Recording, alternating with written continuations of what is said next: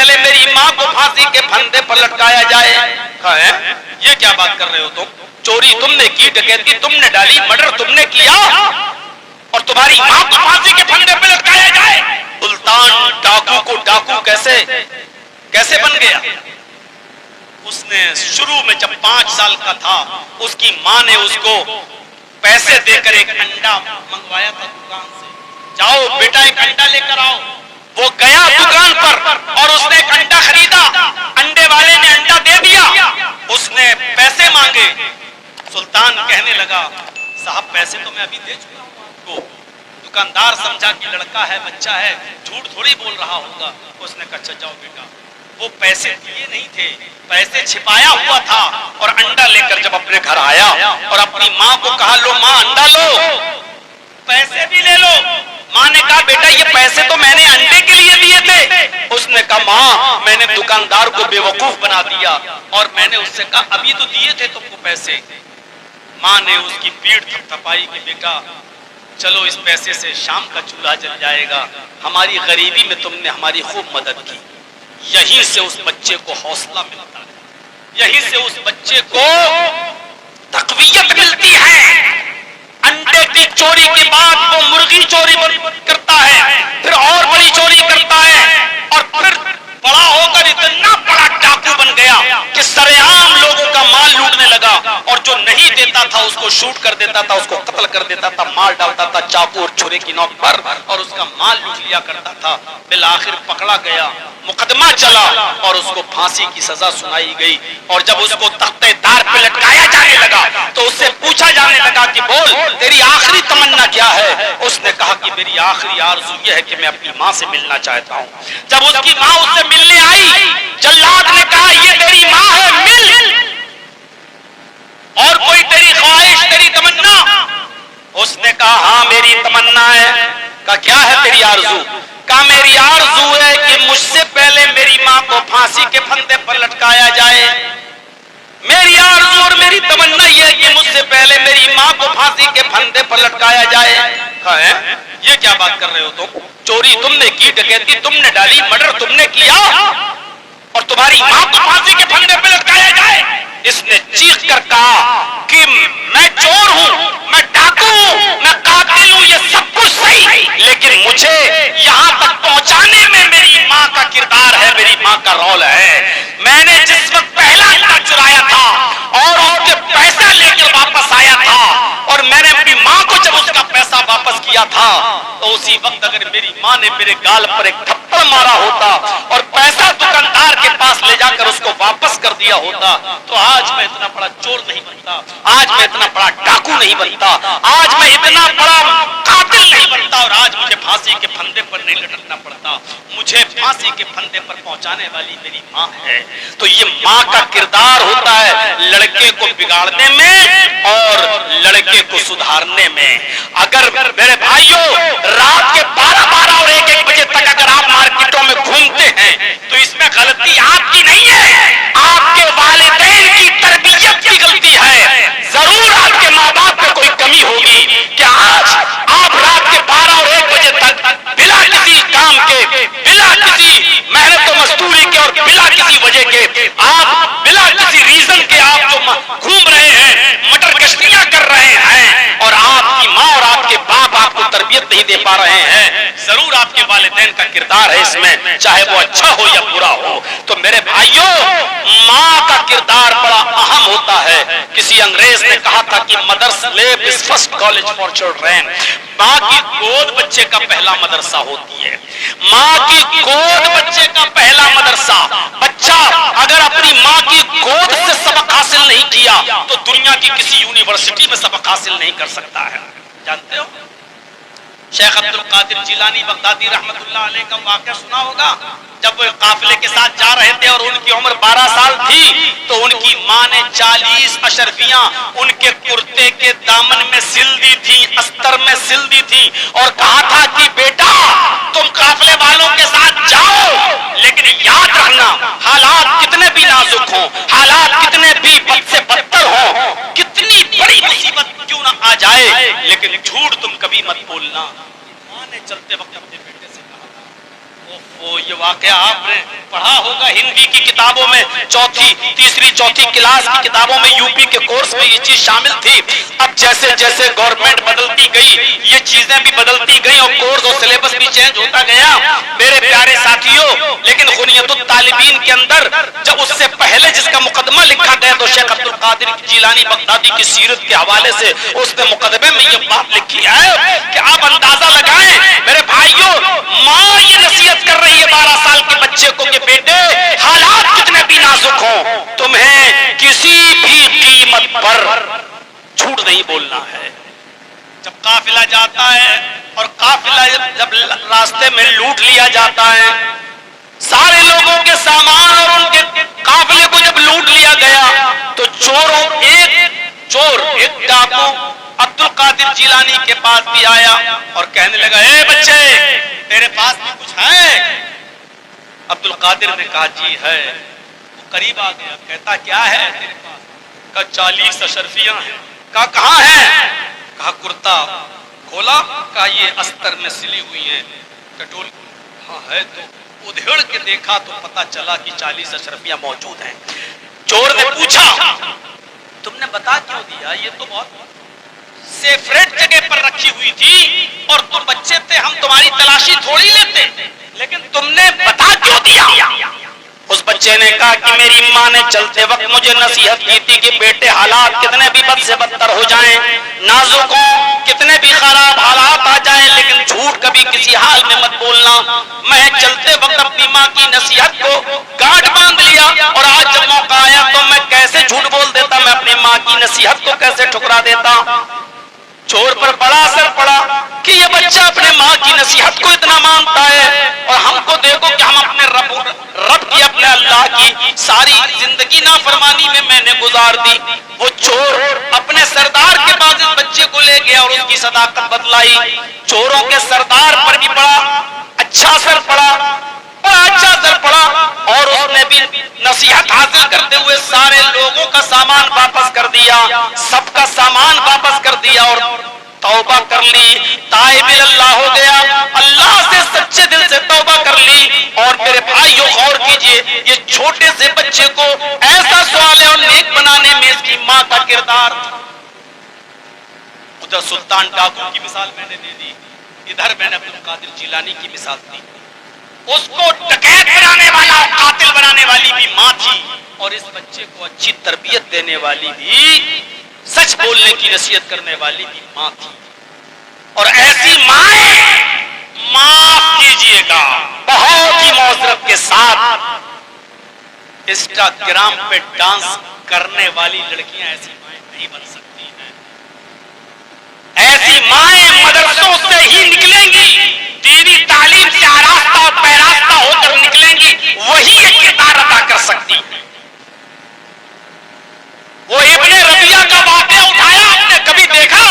وہ ابن ربیعہ جن کے باپ ایک سفر میں گئے اور بیوی کے پیٹ میں بچہ تھا، حاملہ تھی ان کی بیوی، اور کہا کہ میں سفر پہ جا رہا ہوں، کچھ دنوں میں لوٹ کے آ جاؤں گا۔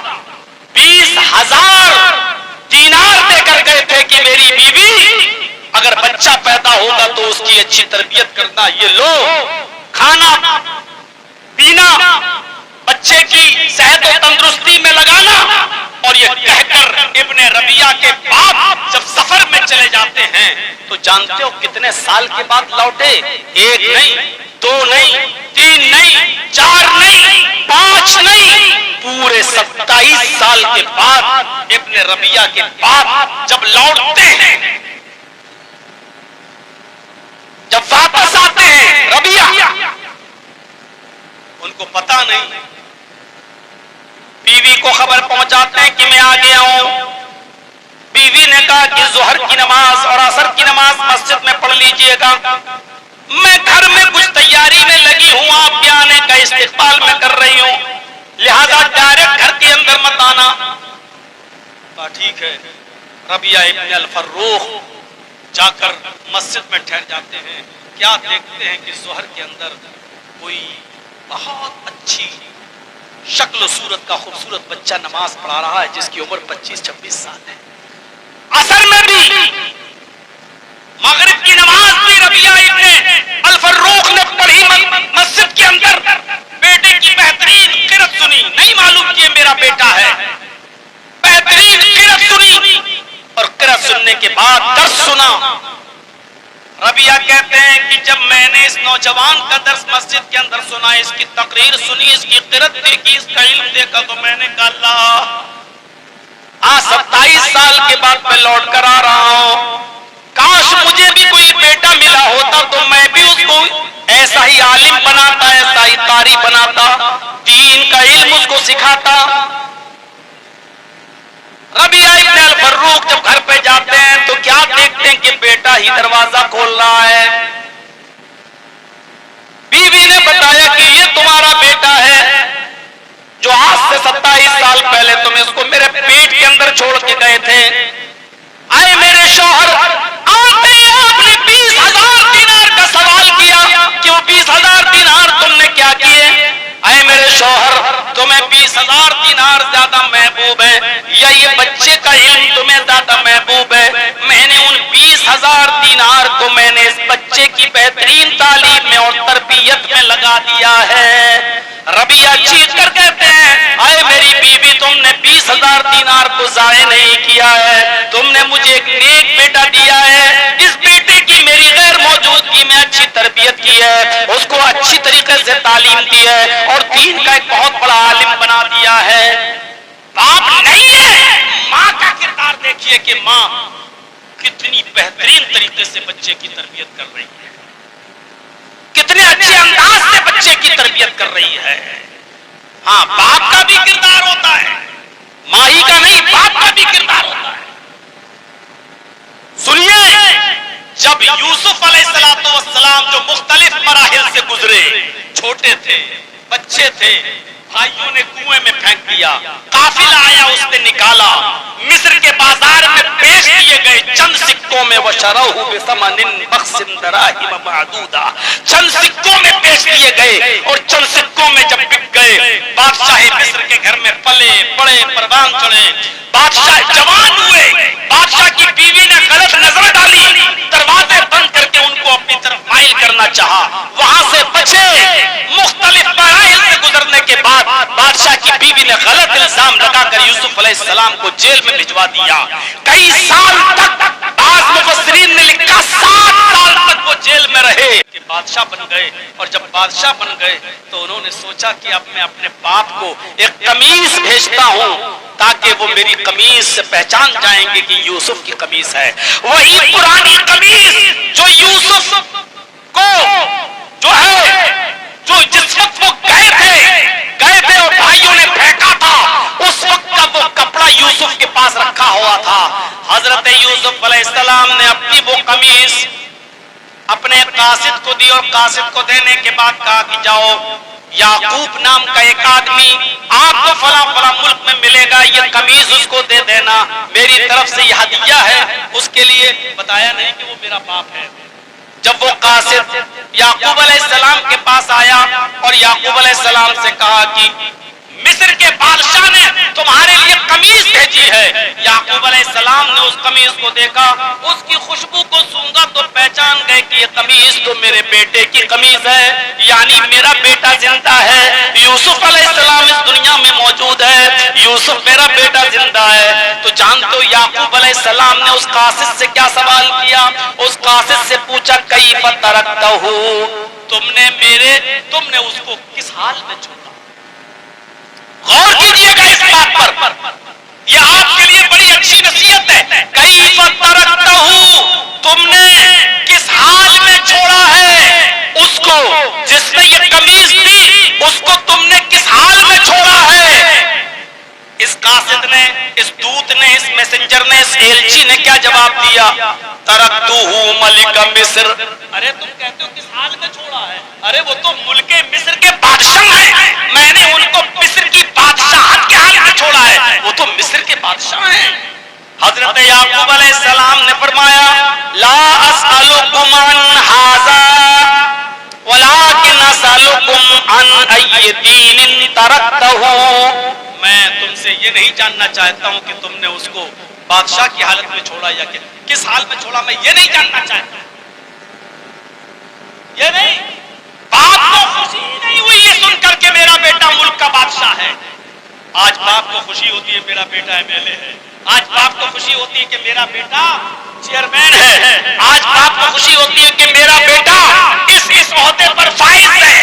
جب قاصد نے کہا کہ وہ تو ملک مصر کے بادشاہ ہیں، تو یعقوب علیہ السلام جو اتنے دن اپنے بیٹے کی جدائی میں تھے ان کو فرق نہیں پڑا. کہتے ہیں کہ میں یہ نہیں جاننا چاہتا، اٹھاؤ تفسیر ابن کثیر، کہتے لا اسألکم عن ھذا، میں یہ نہیں جاننا چاہتا کہ وہ ملک کا بادشاہ ہے یا کیا ہے، یہ نہیں جاننا چاہتا کس حال میں چھوڑا.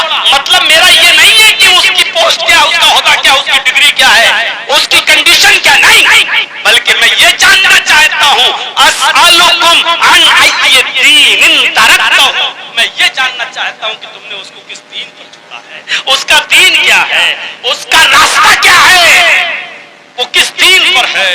فرمایا یشہد اللہ الہ الا اللہ، وہ اس بات پر ہے اور دنیا کو یہ دعوت دیتا ہے کہ اللہ کے علاوہ ہمارا کوئی معبود نہیں ہے. باپ سمجھ گئے کہ میرا بیٹا توحید پر ہے. یہ باپ کا کردار تھا.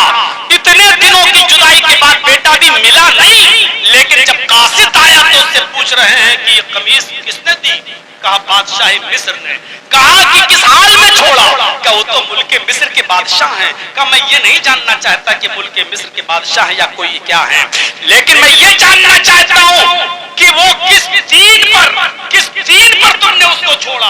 ان ای دین ترکتہ، تم نے اس کو کس دین پر چھوڑا. جواب دنیاوی تعلیم کو حاصل نہیں ہو سکتا، اگرچہ چولی دامن کا ساتھ ہے، اگرچہ ضروری ہے، کیونکہ دینی تعلیم ہمارے لیے بے حد ضروری ہے.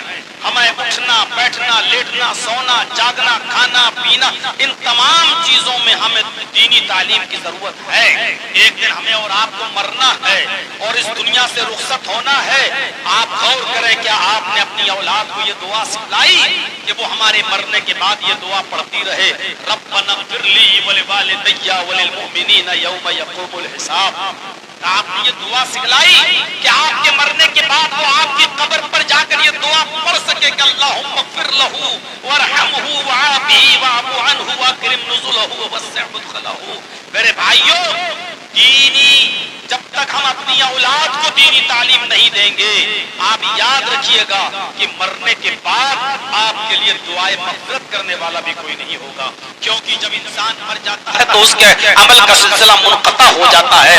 اس میں جن چیزوں کا ثواب مرنے والے کو مرنے کے بعد بھی پہنچتا رہتا ہے، ان میں ایک نیک اولاد ہے جو وہ اپنے پیچھے چھوڑ کے گیا ہے، جو اپنے باپ کے لیے دعا کرتی رہتی ہے، اپنے ماں باپ کے لیے، والدین کے لیے. تو آپ نے اپنی اولاد کو دعائیں سکھلائی ہیں، دین کی تعلیم دی ہے، یہ غور کرنے کی چیز ہے. طلب العلم فریضۃ علی کل مسلم، ہر مسلمان پر فرض ہے. اور اسی طریقے سے کہا اللہ کے رسول نے خیرکم من تعلم القرآن وعلمہ، تم میں سب سے بہتر لوگ وہ ہیں، سب سے اچھے لوگ وہ ہیں جو قرآن کو سیکھتے ہیں اور دوسروں کو سکھاتے ہیں.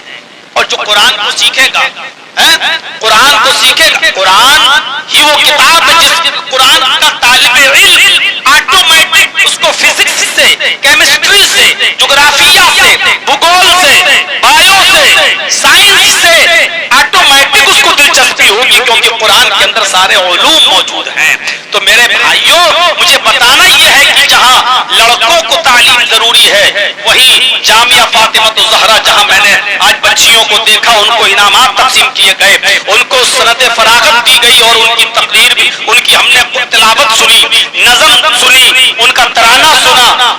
ان بچیوں کو بھی ضروری ہے. باپ اپنی بچی کو سب سے بڑی تحفے کی کوئی چیز دے سکتا ہے تو بہترین تعلیم دے سکتا ہے.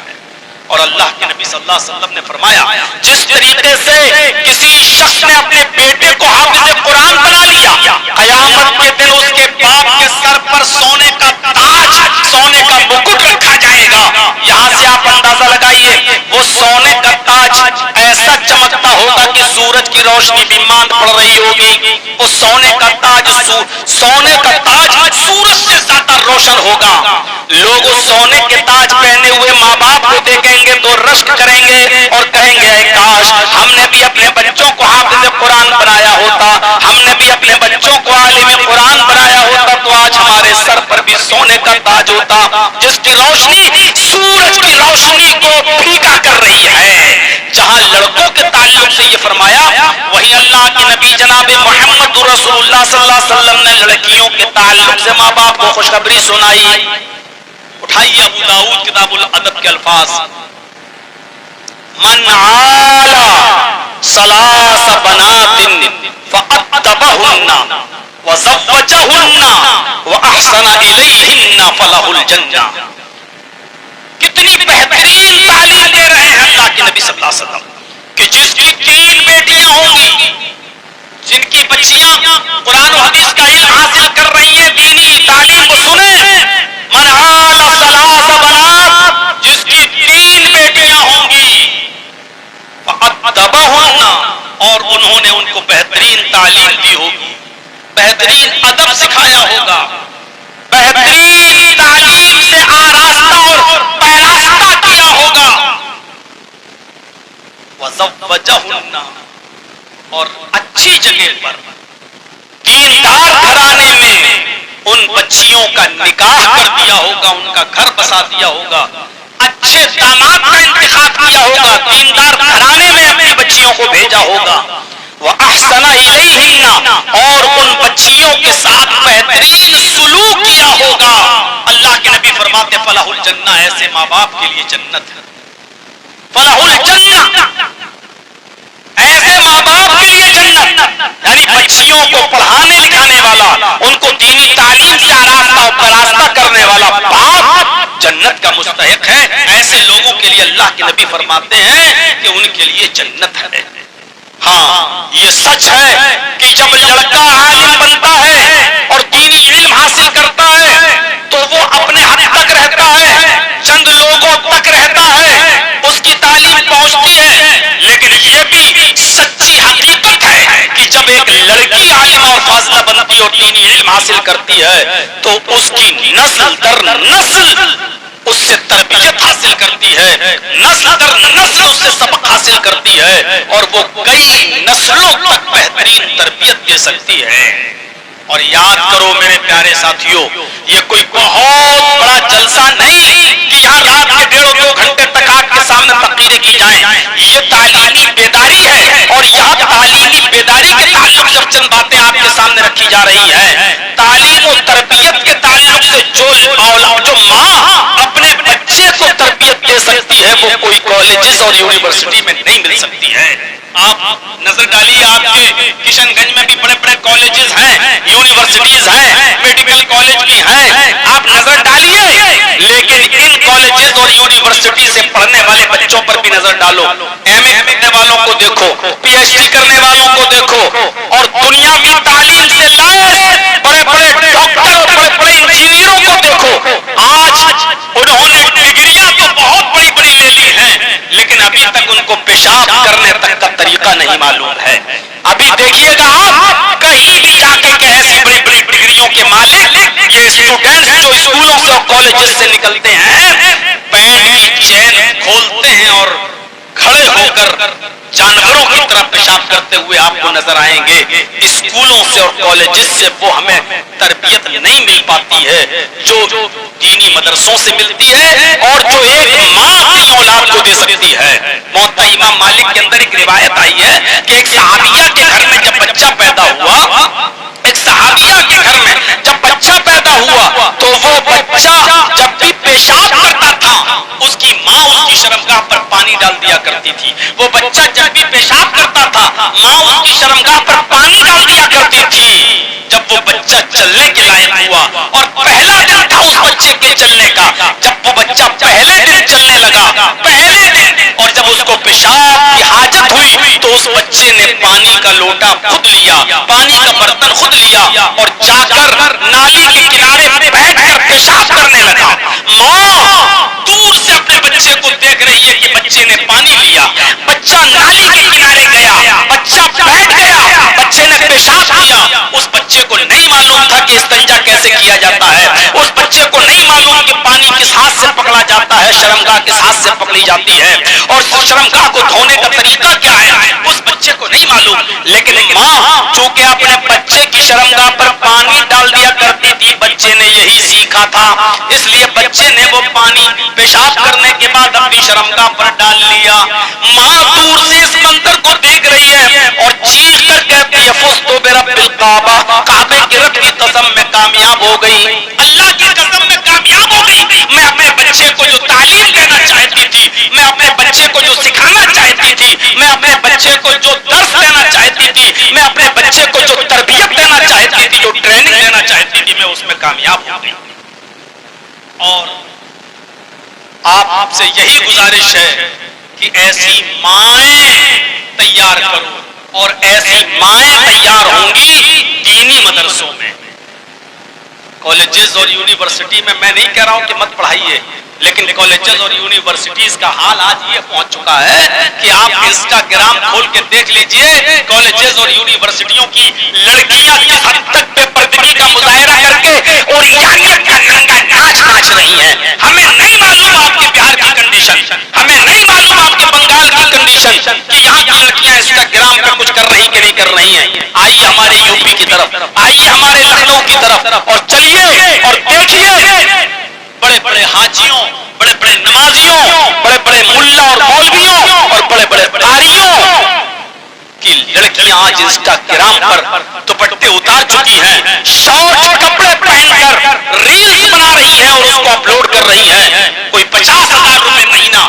کوئی 40,000 روپے مہینہ انہی ریلز سے کما رہا ہے۔ جب حاجیوں، نمازیوں، حافظوں، قاریوں اور مولویوں کی لڑکیوں کا یہ حال ہے، تو انسٹاگرام پر اور یانیت کے ساتھ، بے پردگی کے ساتھ جب وہ انسٹاگرام پر ریلز بنا کر اپلوڈ کر رہی ہوں، تو پھر میرے بھائیوں ایروں گیروں کا کیا حال ہوگا، اور ان لوگوں کا کیا حال ہوگا جو باقاعدہ اپنی بیٹیوں کی کمائی پر اپنا گھر کا گزر و بسر چلا رہے ہیں اور چل رہا ہے، ان کا کیا حال ہوگا۔ ایک اچھی ماں تیار ہوگی مدرسے میں، جیسے یہ صحابیہ جب اس کا بچہ پیشاب کرتا تھا تو وہ پانی ڈال دیا کرتی تھی، اپنے بچے کو جو تعلیم و تربیت دی، بچہ پہلے دن سے پانی لے کر جاتا ہے، پیشاب کرتا اور پانی اپنی شرمگاہ پہ ڈالتا ہے، اور ماں کہتی ہے کہ میں کامیاب ہو گئی، میں اپنے بچے کو جو سکھانا چاہتی تھی میں اس میں کامیاب ہو گئی، اپنے بچے کو جو تربیت دینا چاہتی تھی میں اس میں کامیاب ہو گئی۔